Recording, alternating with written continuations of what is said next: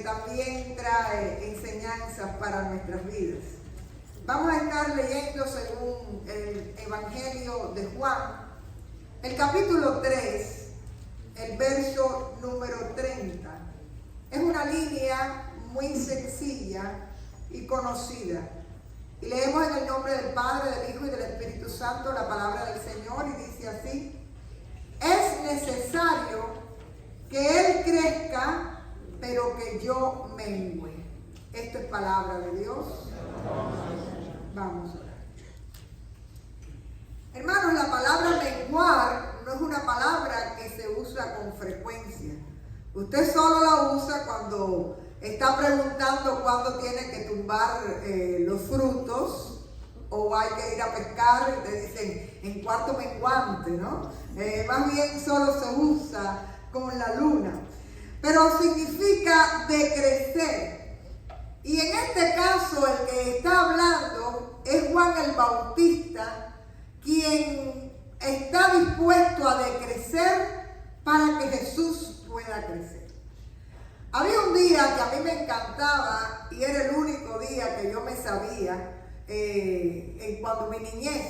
Yo nací en una ciudad que tenía playas, que yo nací frente al mar. Y había una fiesta, la noche de San Juan, el día de San Juan. Eso después, por supuesto, se perdió, pero en mis memorias de niñez, yo recuerdo que nos parábamos en el parque infantil al lado del río Yumurí, donde todas las niñas con batas, vamos a decir, nos parábamos allí, las niñas buenas, mientras que los chiquillos del barrio preparaban un muñeco de paja que al lado del río y le daban candela. Eso es uno de los recuerdos de mi infancia. Y ese día para mí era muy importante, porque yo no sé a quién se le ocurrió en una isla llena de playas decir que la temporada de playa empezaba el 24 de junio. Antes del 24 de junio no te dejaban ir a la playa, porque el mar estaba malo, porque había agua mala. Yo no sé si todos ustedes vivieron eso. Igual que no te podías bañar 2 horas después del desayuno, 3 horas después del almuerzo. Se te pasaba el día de playa sin poderte bañar. No sé cómo crecimos normales, pero eso era así. Pero ahora les quiero contar un dato curioso de la liturgia cristiana. Y esto me enteré estudiando para este sermón. Dice que el día 24 de junio se celebra el día de Juan el Bautista, porque son 3 días después del equinoccio de verano. Y la Navidad se celebra el día 25 de diciembre, 4 días después del equinoccio de invierno. Es decir, que Juan significa el sol menguante, mientras que Jesús simboliza el sol creciente. Lo traje a colación porque yo desconocía eso y me resultó muy interesante. Pero el texto propiamente de esta mañana da inicio, es parte de lo que es el inicio del ministerio público del Señor Jesús según el Evangelio de Juan. Si ustedes ven en el capítulo 1 de Juan, ustedes aprecian que Jesús ha ido a visitar el campamento de Juan el Bautista y hay algunos seguidores de Juan que han simpatizado de manera extraordinaria con el Señor Jesús. Pero ya aquí en el capítulo 3 estamos viendo que hay un momento en el cual, sobre todo para la gente que rodea a Jesús y a Juan, hay ciertas inquietudes. Dice que estaban discutiendo unos judíos con los que seguían a Juan y le plantean que Jesús está del otro lado bautizando. Y hasta lo ven mal porque están viendo como que hay una rivalidad entre 2 escuelas, entre 2 profetas. Y realmente la pregunta que le están haciendo a Juan le están diciendo: bueno, está bien, después que tú lo has ayudado, después que tú lo has lanzado, vamos a decir, públicamente, Está bien que esto suceda. Sin embargo, Juan, en una manera muy linda y además de una madurez espiritual tremenda, no entiende que hay deslealtad de parte del Señor, sino que Él está muy claro de cuál es su ministerio, de cuál es su función. Y sobre todo le dice: yo vine para preparar un camino para que Él sea el que realmente tenga el plan que tiene que tener de parte de Dios. Es decir, Él se pone tras el Señor y se da cuenta que, y les dice sobre todo, recuerden que siempre yo dije que yo no soy el Mesías, que yo venía enviado para preparar el camino.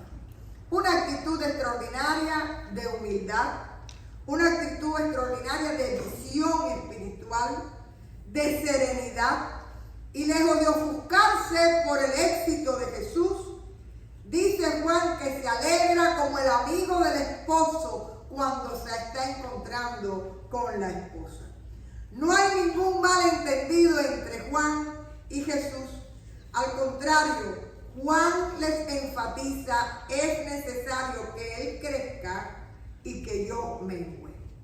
Ninguna amargura, ninguna ambición personal. Al contrario, la visión del proyecto salvador de Dios para la humanidad. Hermanos, el texto de esta mañana de alguna manera lo podemos leer hoy, pensando en la importancia que tiene después que usted ha conocido a Jesucristo, que usted aprenda a morir a aquello que es su naturaleza carnal y usted mengue para dejar que sea Dios, que sea el Espíritu Santo el que haga la obra perfecta en su vida y el que tenga control y autoridad de su existencia. En teoría, yo creo que todos nosotros no sabemos esto. Todos nosotros no sabemos que debemos realmente dejar que el Señor sea el que tome el trono de nuestra vida y quien nos lleve de la mano en nuestro caminar cristiano. Pero siento decirles que es una asignatura incompleta. Es una asignatura que normalmente estamos arrastrando a través de la vida cristiana. Y una de las cosas que sucede con nosotros es que decimos que el Señor es el centro de nuestra vida, pero nuestra mente sigue siendo conforme a nuestra voluntad. Nuestros sentimientos siguen siendo los que tienen que ver con nuestro carácter, con nuestro temperamento, y eso hace que también nuestras acciones muchas veces se alejen del Señor. Así que hoy solo me gustaría tratar 3 áreas en las cuales pudiéramos enfatizar para que realmente nosotros podamos menguar, decrecer y darle a Dios el lugar y la honra y la gloria. El primer lugar que es muy importante es la mente. Yo no sé si usted tiene conciencia de que si la mente le dice a usted que usted no puede caminar, usted termina sin caminar. Usted sabe que la gente hace unas dietas que pasa un hambre tremenda, pero si la mente sigue siendo golosa y cuando usted ve aquello tan rico, se le hace saliva a la boca, no ha cambiado la mente. Y dentro de un tiempo usted va a volver a estar tan gordito como estaba hoy. Así que la mente es extraordinariamente importante. Y una de las primeras tareas que nosotros como cristianos tenemos que tener es la tarea de transformar nuestra mente conforme a la voluntad del Señor. Hay un texto poderoso en Romanos 12:2 que dice: no os conforméis a este siglo, sino transformaos por medio de la renovación de vuestro entendimiento para que comprobéis cuál sea la buena voluntad de Dios, agradable y perfecta. En este versículo hay dos palabras que son fundamentales: transformar y renovar. Y lo primero que te dice es que no nos conformemos a este siglo. Hermanos, una de las cosas más tristes que hay es ver a la iglesia y a cristianos que están conformados a este siglo con una serie de teorías que nada tienen que ver con el Señor ni con su palabra.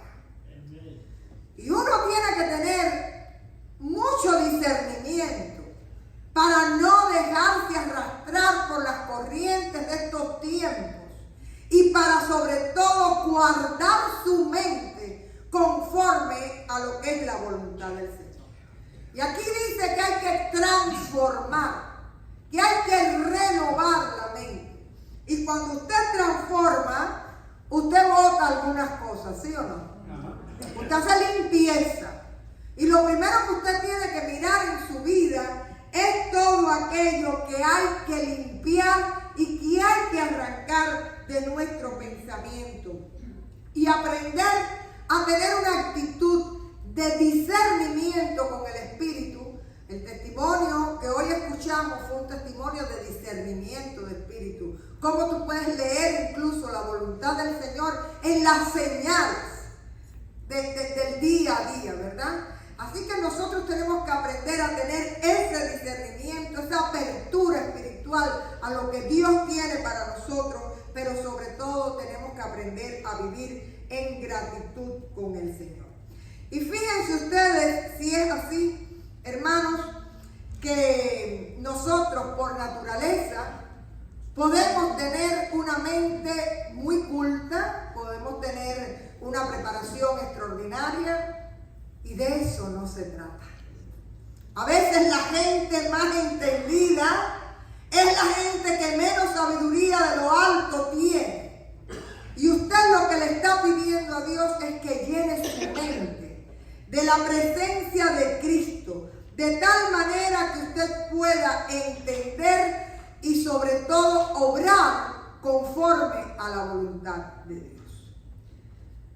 Hoy hablábamos de un dato: aquello que usted le quita la paz, aquello que no ayuda a la paz en la familia, aquello que no ayuda a crear relaciones de amor y de confraternidad. Usted tiene que irlo arrancando de su mente, porque nosotros tenemos una mente humana y en esa mente humana caben muchos sentimientos, muchas emociones, pero sobre todo muchos pensamientos que no vienen de Dios. Así que seamos conscientes. Y yo siempre digo que cuando la mente, sobre todo cuando usted se pone en la almohada, que ese cuerpo está tranquilo. Oiga, ¿qué le pasa a la mente? ¿Por qué corre?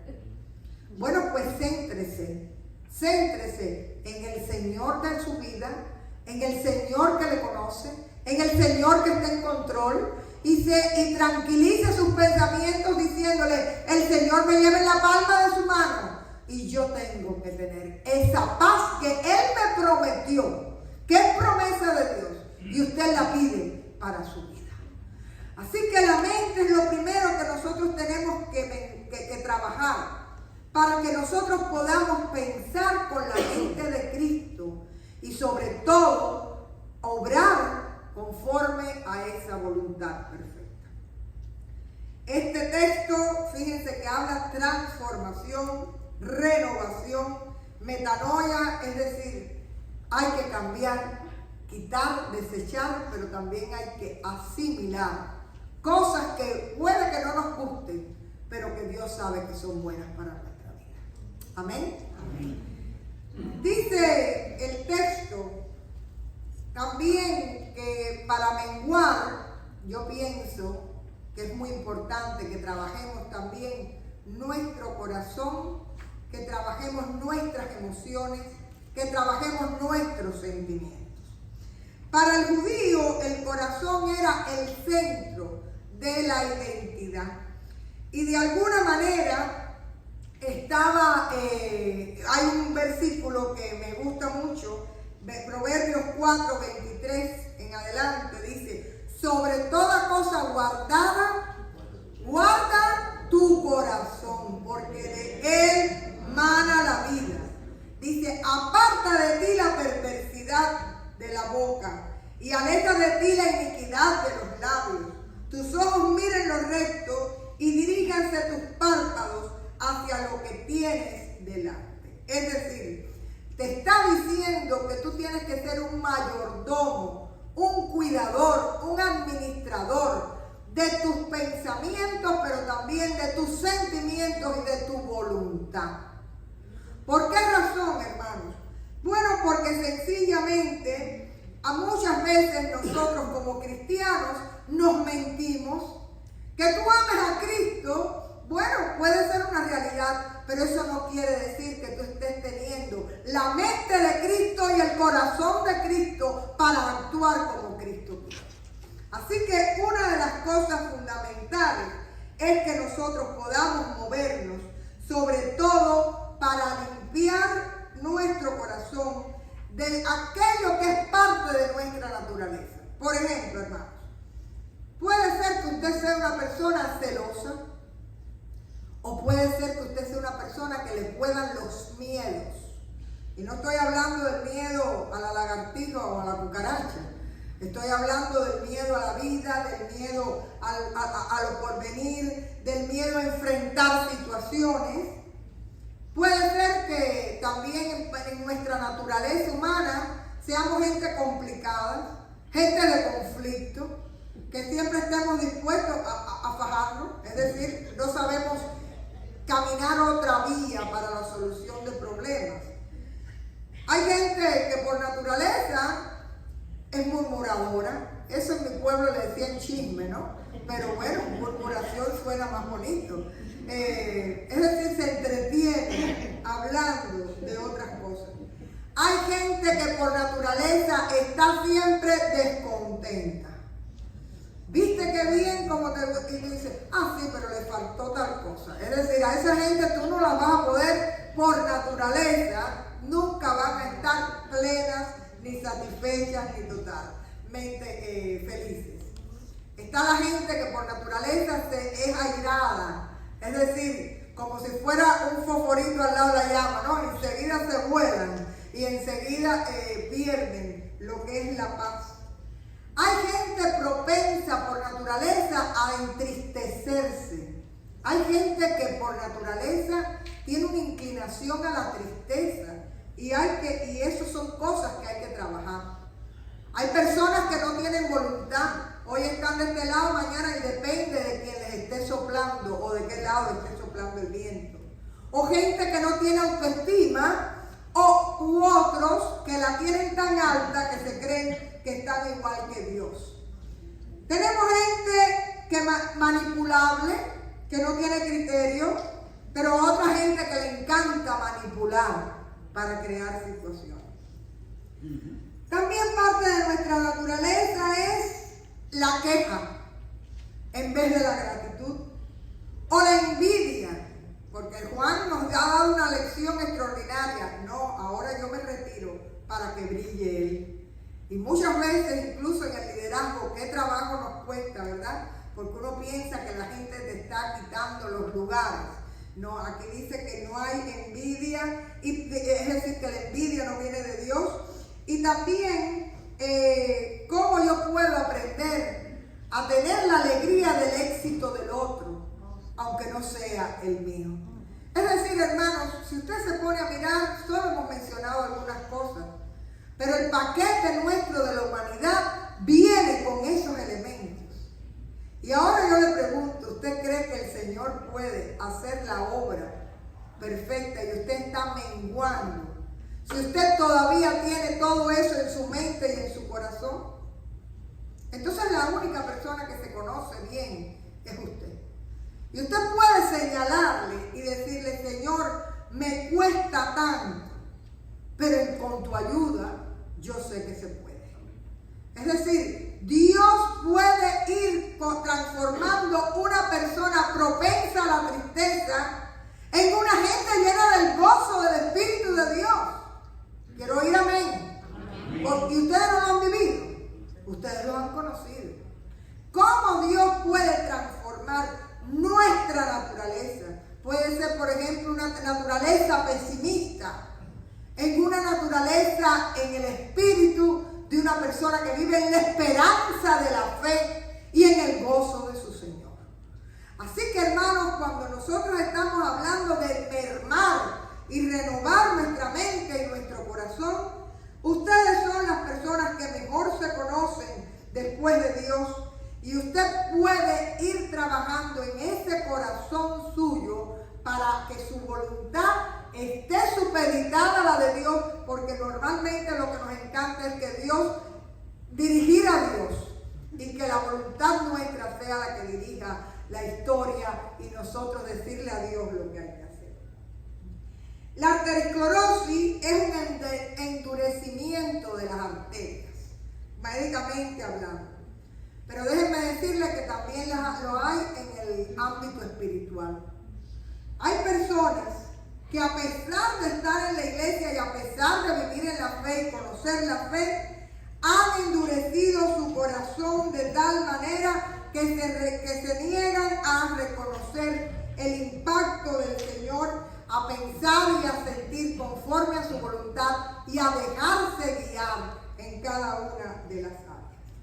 Hermanos, y por último, el otro elemento.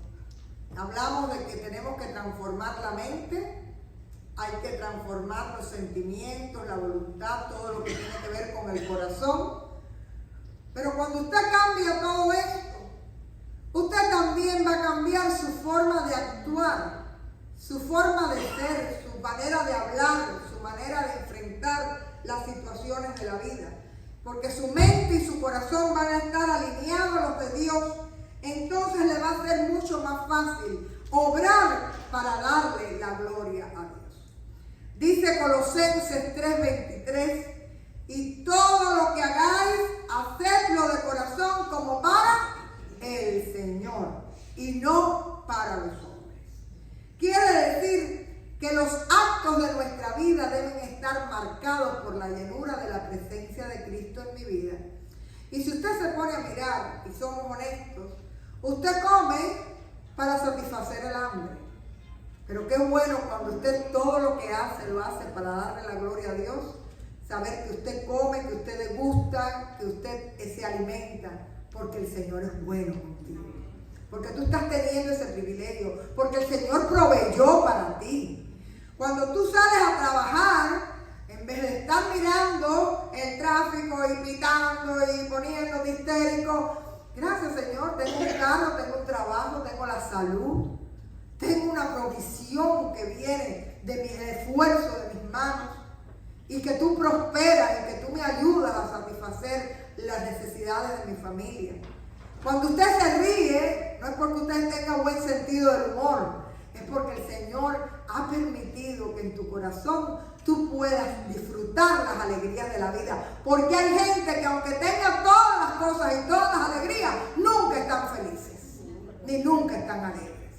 Así que, hermanos, si usted realmente está lleno en su corazón y en su mente de la presencia de Cristo, usted va a vivir su día a día en todo y para todo, dándole la gloria al Señor. Y usted va a tratar a los demás y usted va a enfrentar los momentos de la vida, no para los hombres, sino para el Señor, porque usted todo lo va a hacer para agradarle a Él y agradar su corazón. Y creo que esto era la alegría que tenía Juan. Dice que él estaba tan alegre como cuando el amigo se está casando, es decir, tiene a la esposa. Y era la alegría de Juan. No importa que Jesús crezca, lo importante es que Dios se glorifique en medio nuestro. Y lo más importante en este caso, hermanos, es la invitación que nos hace el texto. Aprenda a morir a su yo, a mermar, para que Cristo pueda moldearnos, enseñarnos, quitar, poner, restaurar, sanar, porque usted parte de la esencia de que usted necesita que el Señor haga su obra perfecta en su vida. Por otra parte, también recordarles que no es que nosotros hagamos las cosas para que Dios nos ame, sino que ya la iniciativa Dios la tuvo. Ya el Espíritu Santo vino a morar a tu vida. Déjale entonces hacer la obra perfecta. Nosotros somos recibidos por Dios tal y como somos. Pero resistirse a que el Señor termine su obra es como cumplir 30 años y seguir comiendo puré y nunca haber comido comida sólida. Así que la madurez espiritual depende también de nuestra responsabilidad en este sentido. Y por otra parte, dejarles la alegría de poder vivir alegrando el corazón de Dios cada día, con nuestra mente, con nuestro corazón y con nuestros actos. Que los dichos de mi boca y la meditación de mi corazón sean gratos delante de ti, Señor, cada día de mi vida. Que Dios les bendiga. Vamos a orar.